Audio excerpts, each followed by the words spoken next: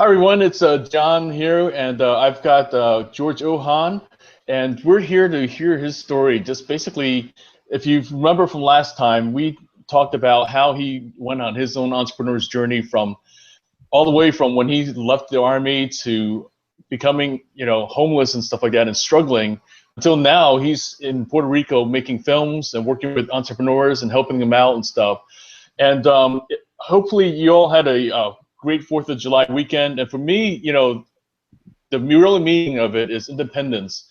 And having independence as an entrepreneur means more than just, making money and stuff. It's definitely having freedom to, do the work that you really love. And with that, definitely, I want to introduce again George Ohan. It's a pleasure to be here. Thank you, John. I appreciate you taking the time to set this up. It's not easy, as we were discussing in the green room right now. Just logging on to Google Hangout is an issue sometimes, and yeah, it's definitely amazing how sometimes it's technology when it works, it's great, but then when it doesn't, it just definitely makes life tricky and stuff. And right. that's definitely one of the key things that you and I see all the time is entrepreneurs asking about how to put this technology to work for them and stuff. And so what would you say is kind of some of the things that you find is the some of the main challenges for using this technology, and how do you overcome that? Well, let's jump right into it. The question of challenge and technology is just that people don't want to learn a new skill.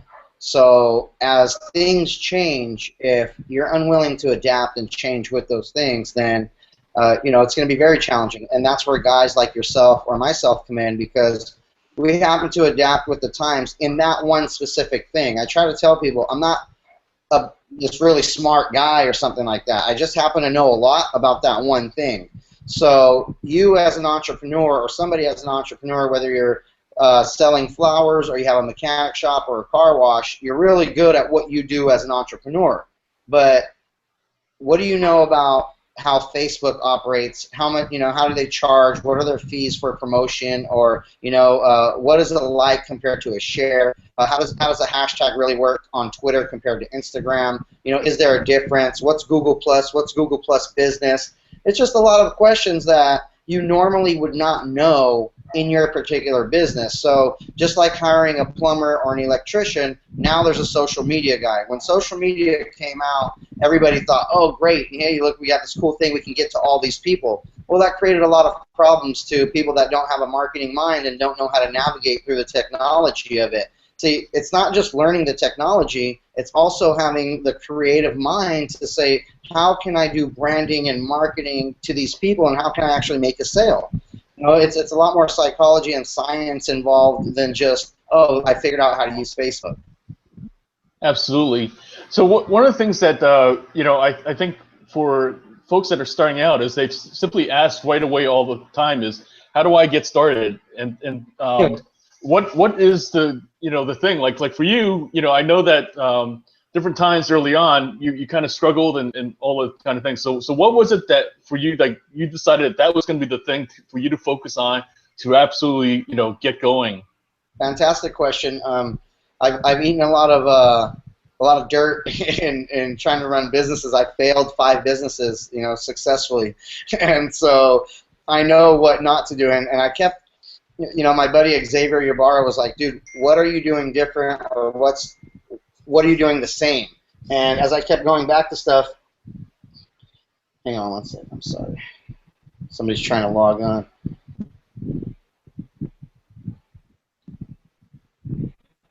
Okay.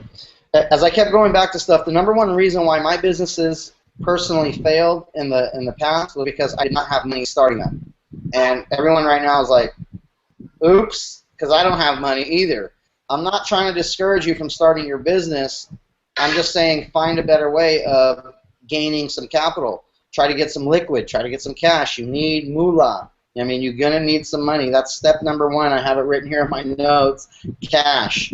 And it's not because you have to, and people are thinking, well, I'm opening this business. The number one thing that I get is, well, come on, George, I'm starting the business because I need money.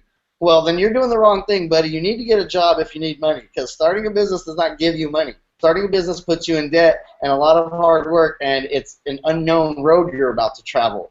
So getting that money, the difference with my company now being able to move to Puerto Rico from Hollywood was I set up shop, I hunkered down with my partner, with Andy, and said, okay, we have to build cash. We have to build this thing. So whatever money we make, a higher percentage than normal income went to that savings. We saved always a little bit, but no, this time it's like, okay, we're moving to Puerto Rico, we're taking the company. We had to create a small business, and every bit of money that we made, I didn't get a salary and Andy didn't get a salary. We just paid the company. It's 3 people, me, him, and the company, and we just kept paying the company. Only the company kept getting money. It's like, well, is this fair? We're doing the work, and it's like, yeah, it's fair. That's how it works. That's life. That's entrepreneurship. That's business. You yourself get paid last. You don't even think about getting paid. Okay, so figure out where your money's coming from. But when you start getting that little bit of money, your plan needs to be to save most of it into what you're about to go do, which is your business. Yeah, that's one of the things that I find that people ask a lot about is like, what about forming a business, and what about creating a company, and all those things are nice if you have the money coming in to protect, because without those, then it doesn't make sense to do like an LLC or corporation and all that kind of stuff. I mean, what good does that do, right? I mean, it's a thing of that, like, if there's nothing to protect for the business, no income coming in, then what's the purpose of doing all those things? You're hitting it, John. It's everyone's like, oh my God, dude, get yourself protected. You got to protect your assets. I'm like, dude, what assets? What do you have? What are you protecting? What? Just go get your business license. Make sure you're paying your taxes. Do the right thing as far as just being set up as a sole proprietor or whatever. And everyone's like, no, don't do that. Your company, your business. Look, you're starting out right now, but be legal, be legit. Go down there to the government offices that you need to go to and get all your permits that you need to get, pay your fees, do it legit. But you don't need to, like you said, be an S Corp or a C Corp or an LLC right out of the gate starting out. It might be a waste of time and money for you, because if this thing doesn't really go anywhere, then you're not set up. Look into it, figure it out. I would even set up in a couple of appointments with attorneys and just go talk to them, because you need to speak to an attorney about your specific business and really get some answers. These guys are insightful. They've dealt with the worst of the worst. They have seen people get sued for a lot of money. So you going and speaking to this guy, you're going to get a lot of answers, and you're going to get a lot of knowledge that you would have otherwise never had unless you speak to an attorney. Definitely. There's definitely low-cost solutions. Like some attorneys will, have flat fees, or other times there's attorneys who specialize in small businesses, so they definitely understand your needs as an entrepreneur and stuff like that. So it's definitely connecting with the right people. And certainly, from what you've told me different times, you love referring folks to different, people that you've worked with that can, definitely understand their situations. That's the only way I've survived, man. Referrals, giving them and receiving them. So they're always welcome. And I can't do every job. Matter of fact, I get some clients for media stuff that my job I can do, but I was like, it's not really my thing to deal with this type of client. I can do it, but I'm like, pass it along. I don't want to do it. One thing that just came to my mind when you were talking, I was smiling because a mentor, that's what you need. After cash, number 2 is a mentor. And probably the other way around, because who is telling you how to do these things? Do you just magically think that you have everything in life figured out as a business person? That I did at some point, many times. I still do some points of the day, but then I come back to reality. I'm like, dude, what the hell are you doing? Like, wake up. You need a mentor. You need somebody that's been through this, that's doing this, that knows how to do it better than you, that makes more money than you doing it. They do this professionally at a much higher level, at the level you want to be operating at. Who is that person? Who is he or she? Find him or her and make this thing happen. Because if you don't have a mentor, it's gonna be rough waters out there. You need somebody that you could just call and talk to. I mean, just tonight I was on the phone with Metanoia Films, Jake Rademacher from Brothers at War, and I was working in his office. We're calling, we're talking, and it's like, oh yeah, it's business at that top level, whether you're dealing with the Gary Sinise Foundation or doing a video for a mechanic shop. Same thing. Same thing. It's always about budgets. It's always about coming in on time. It's always about producing a product that somebody wants. You know, and so that mentor can shorten your learning curve on a lot of those things. I asked Jake 3 questions. He like unraveled my life very quickly. So that's the thing, is if you want your life unraveled, mentor, because they know the right words to tell you specifically. That's why they've become your mentor. Absolutely. So say like you have somebody who starts making a couple sales and stuff like that. The next question I always get is, how do I get more customers? So what do you find is like kind of for starting entrepreneurs, like some of the things that they really need to do to kind of get more customers? Well, the first thing is, you know, it seems basic to somebody like myself that's been to a business school, but to an entrepreneur, it's not very basic. The SWOT analysis. It's strengths, weaknesses, opportunities, and threats. Did you already do that about your business? Everyone's like, oh, yeah, my business plan. No. But right now, your external environment, as it stands, right here in the beginning of July 2015, what does it look like out there? What are your strengths right now that you're about to start making these sales? What are your weaknesses, and what is the opportunity? Right here I have written down, who is your target audience? People don't know. People do not know who. I want to sell to everybody. This is good for everybody. I have a secret for every entrepreneur out there. Your product, your service, your invention, your thing is not for everybody, unless it's the iPhone. Okay? Unless it is, it's not for everybody. You have to narrow this thing out. It's called a target. So if you have one bullet, one arrow, and you can only shoot this thing at one thing, who is that small age demographic of that person? I say get a picture of the person that you think it is and put it right next to your computer, right there, just so you see it every day. You know who that person is. You know who you're talking to. When you're about to do a post, oh, I'm talking to her. When you're about to do a blog, I'm talking to her. When you're about to make a t-shirt or a design, I'm talking to her. Your mind is always on that target audience.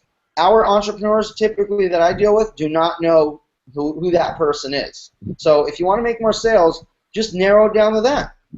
Now, the number one place where when I come in as a business consultant, I come into somebody's business, I check them out for about 3 days, and then I give them a bunch of advice on the things they can do to improve.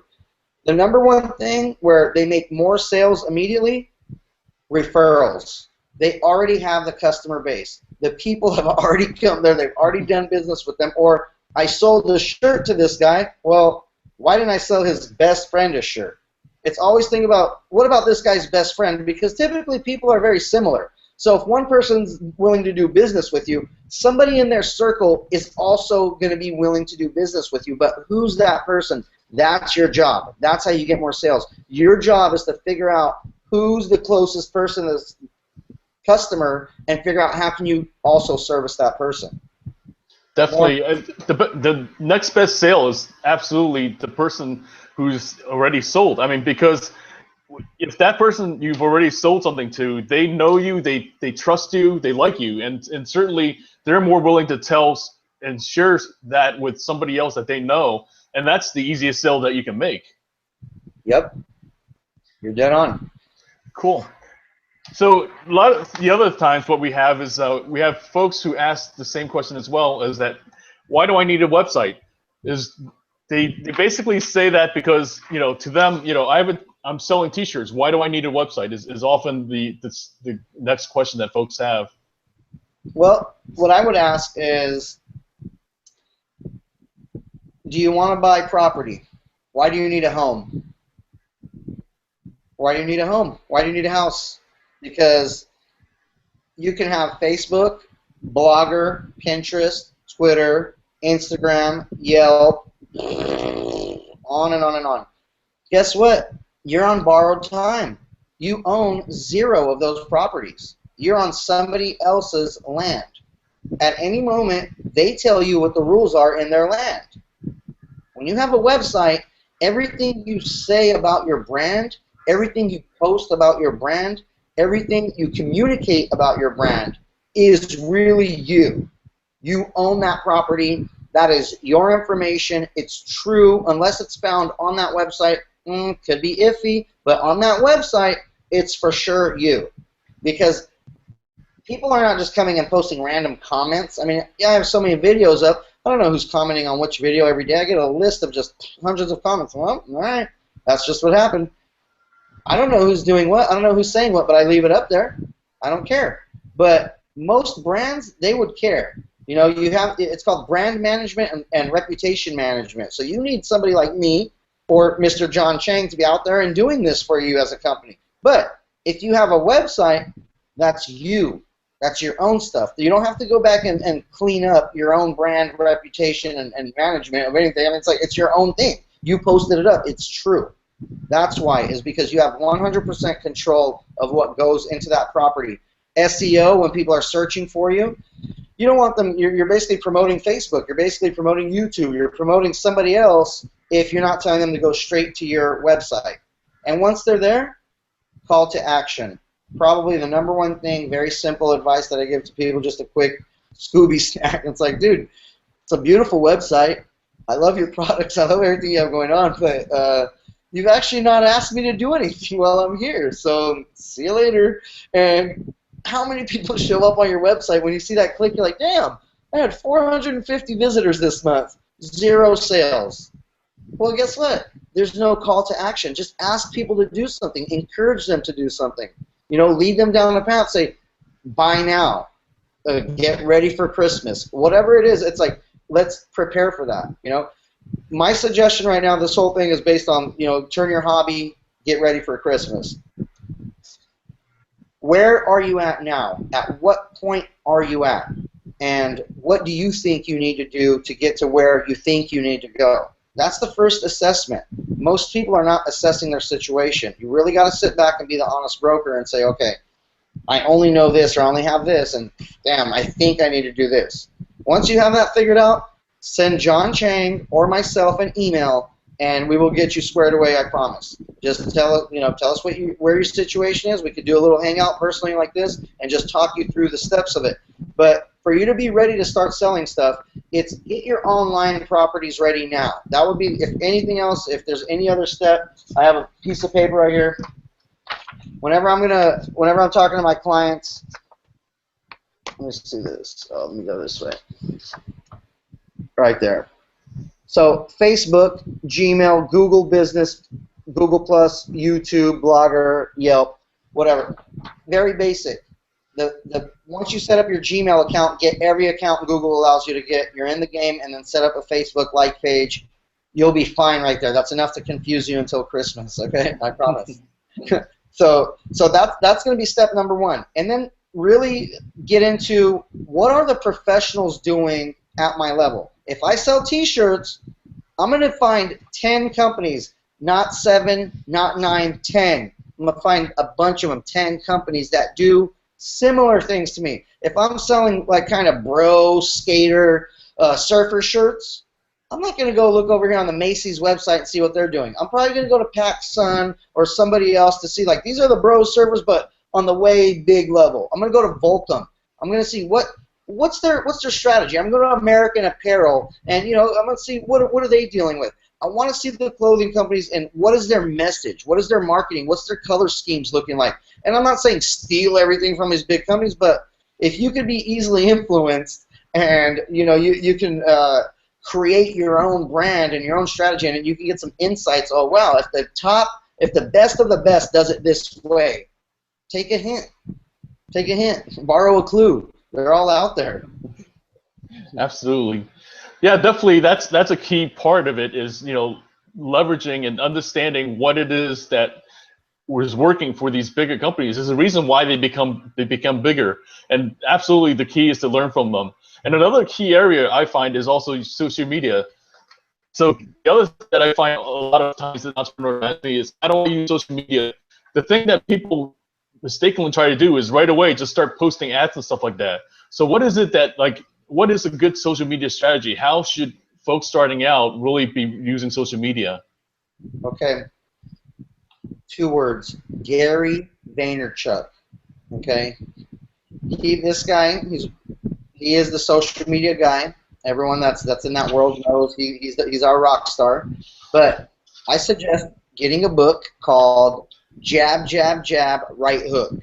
Now, I'll break it all down to you. Jab, jab, jab, right hook is give, give, give, and then ask. Okay? As a company, as a brand, as a new business, as a real estate agent, whoever, somebody's selling a product, a service. What value are you adding to my life? What pain are you relieving? How are you helping me? If you don't answer any of those questions, you're like 20% sale. Sorry, you missed it. You missed the whole idea of social media needs to be very social. You actually need to talk to people. You actually need to communicate with some of the people that are on there. You need to have an exchange with your customers. Social media has cut out a lot of middlemen here. So your customer comes directly to the top and has this exchange. If they're convinced of what you're telling them, they will buy. They will buy from you. So you have to be on it at that level is you have to understand the psychology of it. I'm not just here to post, ooh, cool, I can make ads. No, that's not it. That's not social media. Think about it. It's social. That's step one. Let's just stay there. Just be social. That's the whole point of it is, are you real? Can I count on answering stuff with you? Can you really answer questions? If somebody goes on your like page and likes it, I feel like you owe them an inbox message. Whoa, what do you mean? I'm too busy. I personally feel like if somebody takes the time to go like your page, you owe them a little inbox message saying, hey, come here. But you also have a warm lead. You have somebody that just saw your brand, they saw your page, and you can be like, hey, check this out. By the way, take a look at this blog. What do you think? Or what would you change about this? Get them involved. Bring them in. Now, one thing that I see over and over with like pages, they're not ready. They're not ready. They're not ready to be published. Stop inviting all your friends, and I go to your like page, and I'm like, oh, nothing's on it. Okay, I'll like it. Click. Bye-bye. I'm gone forever.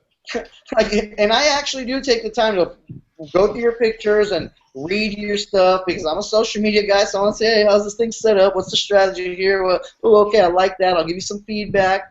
But damn it, like most of the time, there's just nothing. There's nothing. It's just like my page. It's like, I like it. Click. I like everyone's page. I don't care. But if you're not telling me a message, you just lost me. I'll actually never come back to that page. But I liked it. So. Yeah, I think that earlier on, before we got started and stuff, you and I were talking about Mad Men and stuff. We were joking about the drinking stuff. But the thing is, though, what the Mad Men era was about was the fact that it was the dawn of television, and television has become one of the biggest forms of media until the internet. And the thing there was that they would create these shows, provide entertainment that people would tune in every night, and then watch commercials. And as much as people complain about commercials, it was the fact that people would tune in every night. And that's the thing about social media is that people aren't doing the same thing of creating content, creating things that attract people to want to watch, engage. And that's the key difference between television and now is that, before you might yell at your television, but you couldn't really interact. Today with social media, we're able to have a dialogue right there when the person is logged in. I mean, that's something that's unheard of, until social media came along. And I think that's the thing that people don't really get yet is that you've got to create content that attracts people, but it's an opportunity to have this conversation. Man, we've got more power than the Pharaoh of Egypt. If we just learn how to use it. Yeah, I mean, realistically, we have the power. We have the juice. We get to do whatever we want. And you're right. Being able to have that interaction in real time, that's wild. But are you ready for that? Can you handle that? Do you know what that means? And that's where the disconnect with social media is, because here it is. It's in the palm of your hand. You have the power. But it's like, whoa, hey, dude, here's a Bugatti. All right. You're just out there doing what you're doing. Whoa.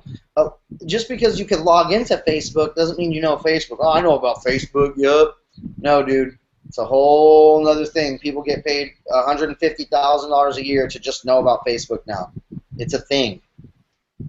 Yeah, that goes back to the conversation that we had earlier, that you were saying about how, the difference between having a website and Facebook, though, is that something like Facebook, unfortunately, will constantly change their rules. And for example, just earlier on, you were able as a business to get engagements and to kind of have your posts show up on people's feeds. But now Facebook is basically charging you a toll unless you understand the new rules with paying it. And also, if you don't have your own site and stuff, you're basically relying on Facebook to basically tell you how to, use their platform, really. Yeah, their marketing platform for your business. And it's genius.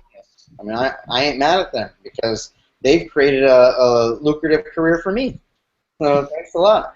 And you can't know it all, but if you knew the rules, you won't be afraid of social media. You won't be afraid of promoting your company online, and you won't be afraid of asking questions. All the way back to having a mentor. You have thousands and thousands of videos just like this one online right now. All of those guys have an email address. All of those guys are just regular people. Hit them up. Copy and paste the message if you have to 20 of them. Find out what you need to find out. Seek knowledge. Get the information. Because you will save a lot of money in the long run. You will educate yourself. And that's one thing I have here on my list. I'm like, are you educating yourself daily? I use 30 minutes as my minimum. 30 minutes, I'm like, I feel like I'm kind of cheating myself, but minimum of reading the book or watching a straight-up educational video. I'm not talking about titties and kitties. I'm talking about something on the internet that's a TED Talk specifically about what I'm trying to learn about, or a specific video on YouTube about one brand new thing about whatever. I'm reading blogs, all kinds of new tech blogs. Some things are on blogs way before you see a video about it. So you're reading, you're like, damn, and you're just ingesting this knowledge. So I don't care what your industry is. Trust me, there's information out there that the average person around you doesn't know. There's a better way of doing it than you're doing it right now. I promise you. Seek that knowledge. And that's the thing is, how can I sell? How can I do this? How can I? Everyone has a question. There's different ways of doing different things. Something came to mind. Instagram. If you're on Instagram and you want to sell your items, check out Spreezy.com. Spreesy.com, because all the customer would have to do is put in their email as a comment, and they'll receive a PayPal link directly to your item, and they'll be able to buy from Instagram. And not too many apps or websites and stuff that I promote, but that one's pretty great if they're allowing you to sell directly from the app. Super. We'll definitely need to provide the link for that. So here's the other thing too, is like, we talked earlier about getting mentors, getting folks who are advisors and stuff, and there's so much to learn, there's so much to do and stuff like that. So I mean, what ultimately can we, can a starting entrepreneur do to get it all done? There's just, constantly all these different things that between learning, between the different tasks and stuff like that. So what are some of the things that you found successful for yourself to just basically get it all done? I'm going to show you right now, my best friend, my planning guide. Thank you, United States Army Recruiting Command, right there. I know there's all this digital planning stuff, but if I don't write it down, I'm sorry, man, it's not going to happen. I will put it in my digital stuff, but that's like my backup. This is the real deal. This is the truth. If it's right here, it's about to go down. I mean, it's in here. Now, the other thing is, when I say planning, I'm not like, here's 4 little lines of things that I'll probably do tomorrow. No. I'm talking all the way down, OCD style, minute by minute, being accountable for every minute of your day planning. And people are like, whoa, hey. If you're not at that commitment level with your business, you ain't ready. You're not. You have to be at that level right now. And if you're like, well, it's still going to remain a hobby, and that's fine. But don't expect to make business money at hobby work level. Okay, you got to do business work level to get business results. Now, here's the other thing. 5 a.m. all the way to midnight every single day, Monday through Sunday of my entire week is accounted for. 5 a.m. to midnight every day is fully accounted for. Now, this is like a diet. Do I cheat? Yes. Do I have a guide to go back to? Yes. If I'm like, dude, George, I get in a funk all the time, just like you do, just like everybody gets in a funk. But when you're like, dude, what am I going to do? It's 4 p.m. on a Wednesday. Wednesday, 4 p.m.? Oh, I'm updating websites for Airbnb because they're one of my clients. Got it. So no matter what, this thing is in here. And I know that I'm going to do that. You have a default to go back to. And most people are afraid. They're afraid. You entrepreneurs are scared. I'm looking you in your face and I'm telling you you're scared because you don't want to be held accountable. That's why you became an entrepreneur, because you don't want a boss, okay? If you're not willing to hold yourself accountable, stop now and go back and get a job. You're not an entrepreneur, okay? You need to hold yourself accountable. At the end of each day, can you look in the mirror and say, if I was the CEO of this company, would I hire myself again tomorrow? Based on my work effort, would I hire myself again tomorrow? Sometimes the answer is no for me. I really ask myself that question daily, and sometimes like, no. Damn. I kind of know why. And it's crazy because I know that question's coming. I ask it at the end of the day. I know it's coming. And I'm like, damn. I know it's a no, but it's like, hey, guess what? If we're blessed to wake up tomorrow, we got another chance to fix it. We got another chance to make ourselves better, okay? And that's the only way you can look at it, but you need the plan, you need the structure, you need that. People think entrepreneurship is just crazy. Oh, you just, I'm a boss, I'm my own boss. Yeah. Man, you're crazy, dude. You have to be organized. You have to have time management. You have to have mentors. You have to have leadership. You have to have the ability to communicate. You have to have interpersonal skills. I mean, you have to have all these things. You got to have charisma. You have to have enthusiasm. You have to have motivation. And guess what? Sometimes life kicks your butt, and times are tough. But all those things I just mentioned, you still have to have it. Fake it till you make it. Definitely. Looks like we have one question here. Somebody, I think Alex, I think is her name. And anyways, she's talking about that networking just seems like a waste of time. People hand out business cards and talk about themselves. How do I really connect at these events? Okay. Well, the thing is, if networking is a waste of time, then you are going there to waste time. Okay? You have to really approach this as the universe, whoever created this event. Inside of this event are going to be people that are specific to your industry, that enjoy the things you enjoy, and some of them make money at doing the things that you do. There's a lot of knowledge in that room that you don't have. There's a lot of experience in that room that you don't have. And probably the reason people look at it like it's a waste of time, because they're going there as a taker. They're approaching the networking as, well, what can you do for me? Excuse me? Who are you, George Clooney? No, what do you mean? What can I do for you? Everybody's walking around the network, yeah, so this is what I got going on, me. Guess what? It comes all the way back to the jab, jab, jab, right hook. Give, and then ask. Just take that advice. If you're in a networking room, you walk around that room and you find out how can you help everybody. That's your mission. How can I help you? How can I make your situation better? How can I make your business better? How can I make your life better? How can I add value to you? You will automatically be in the top 10% of that room, the creme de la creme, asking that one specific question that actually means something to somebody receiving it.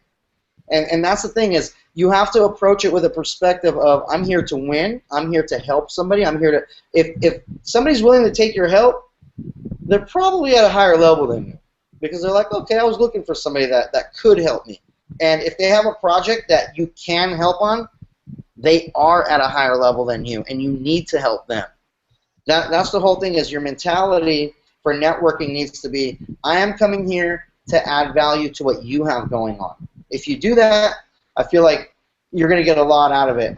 I have done tremendous amounts. I've made tremendous amounts of gains very quickly by going into a room, meeting a person, and then right afterwards John, I'm going to ask you a question now. What do you think after networking people fail to do? I'd say that part of the biggest thing is following up. They just basically looked at it as one-time deal, and they never respond again. That's it, man. You got it. Like, I'm going to ask you now, and I just want to do this. Like, tell me about a situation where you had a hot conversation. You're like, dude, he's like, we're vibing. This is going good. We're really getting. Oh, here's your card. The guy got your card. He's like, oh, I'm out. He just took your card. You forgot. You didn't put it in your phone. He doesn't contact you back. Does that happen?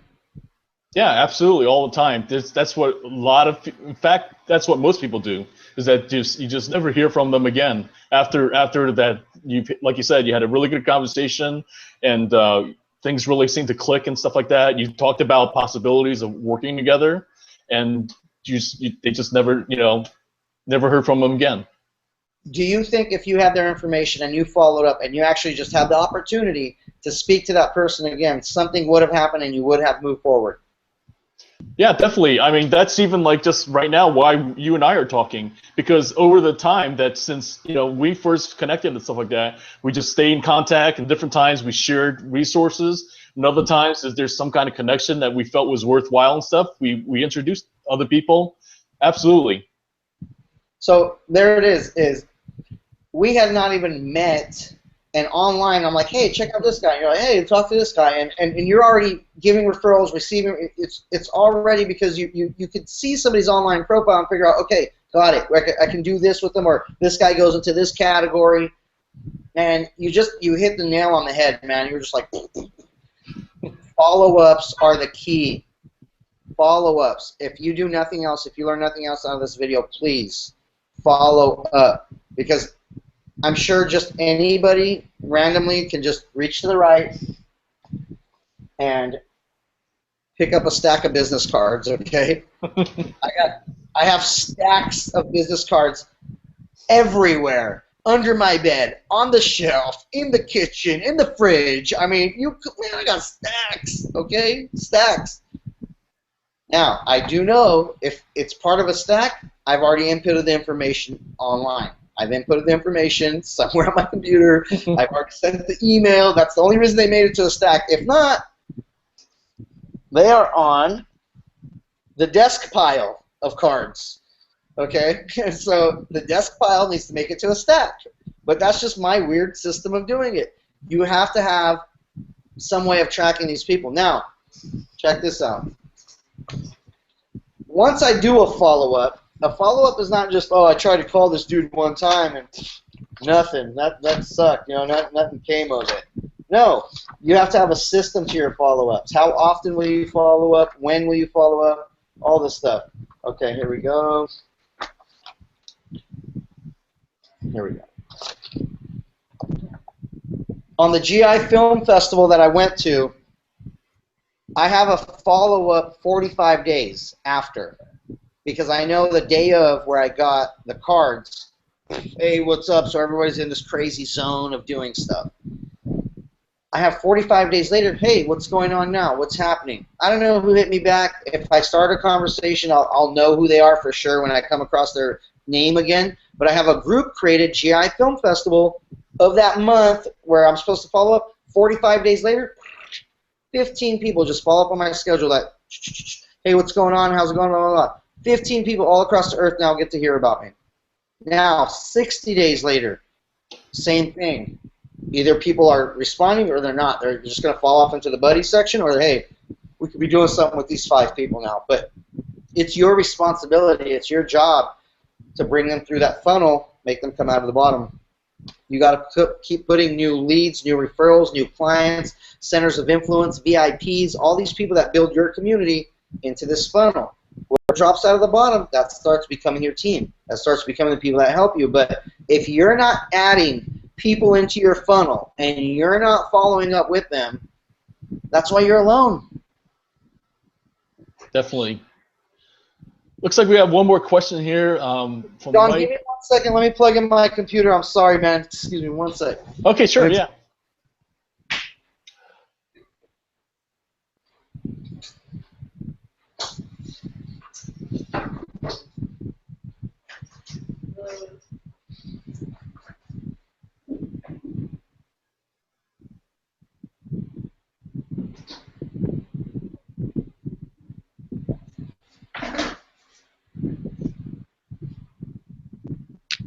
Oh my God, no! I unplugged my iMac. Oh no. Ugh.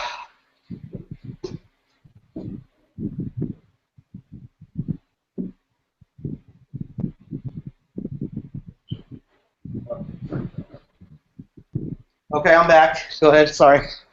Okay, no problem.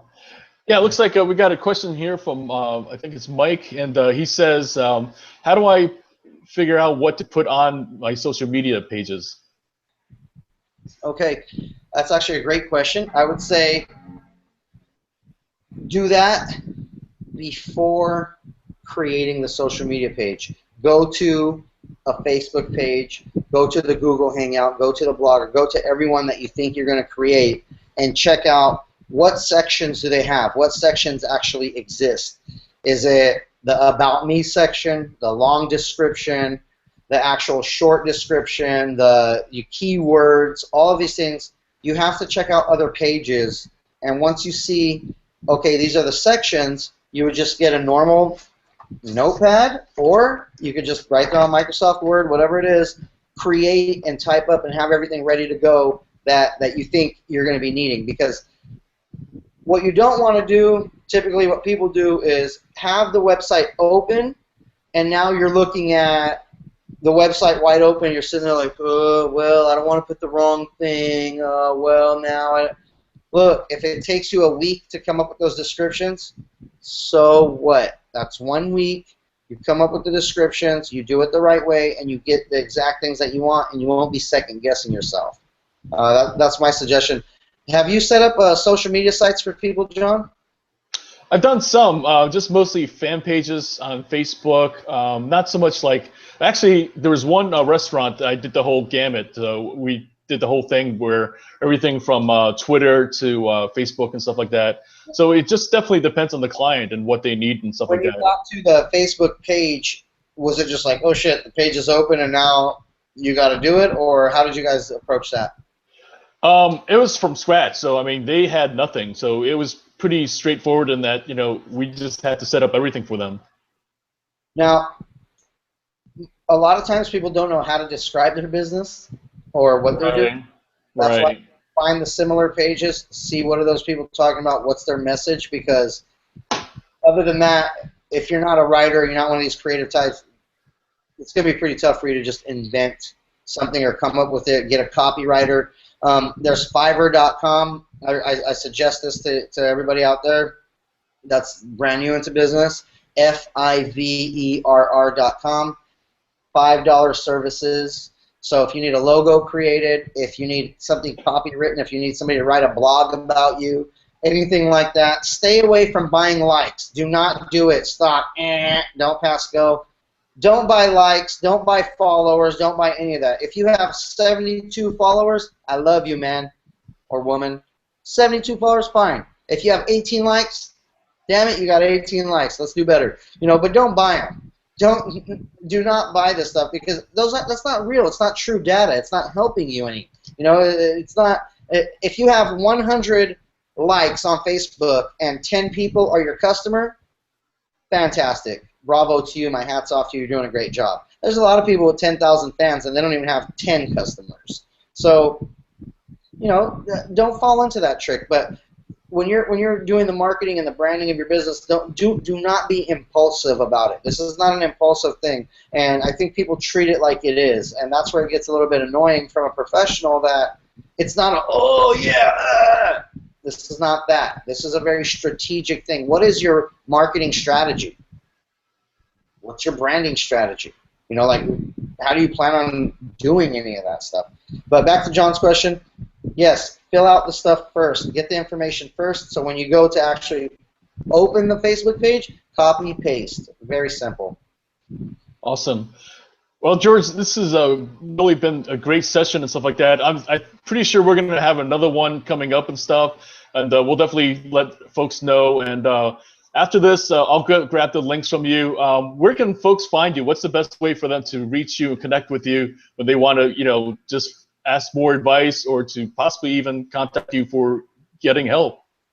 GeorgeOhan@gmail.com is fine. And if you're on any of the social media sites, just look up George Ohan, and it's all one word. You'll be able to find me. Thank you for asking that. Awesome. Yeah, so this has been a great session with George Ohan, and so thanks for everybody for watching.